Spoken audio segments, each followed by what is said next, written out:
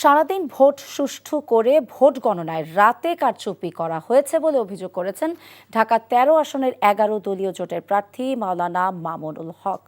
সকালে নির্বাচন কমিশনে গিয়ে কর্মকর্তাদের সাথে দেখা করে তিনি অভিযোগ করেন। মামুনুল হক বলেন, ঢাকা ১৩ আসনে মোট ফলাফলের ব্যবধান ছিল ২,৩০০ ভোট, অথচ ভোটের ব্যালটে প্রতীকগুলো পাশাপাশি হয় ৪,০০০-এরও বেশি ভোট বাতিল হয়। এখন পিরিয়ড হোক রেগুলার বা হেভি, প্রয়োজন মতো কনফিডেন্স আছে রেডি। Play with confidence.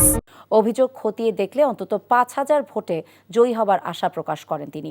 অনেক কেন্দ্রে রেজাল্ট শিটে পোলিং এজেন্টদের স্বাক্ষর নেওয়া হয়নি, হলেও পরে আবার কাটছাঁট করা হয়েছে বলেও অভিযোগ করেন ১১ দলীয় জোট প্রার্থী।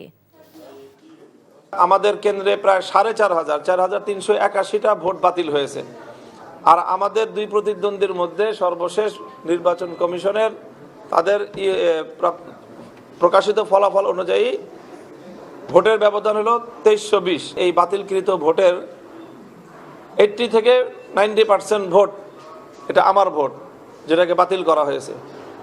তো কাজেই আমরা এটাকে আবার পুনর্গণনার এই জন্য আবেদন জানাচ্ছি, যাতে যেই ভোটটাই কালেক্ট হয়েছে, যেই ভোটটা তারা গণনা করেছেন, সেখানে যে বাতিল বলে গণ্য করা হয়েছে, একই সেম এই ধরনের যেই সব জায়গায় ব্যালট আছে সব জায়গায় তো একই ধরনের আচরণ করা হয়নি।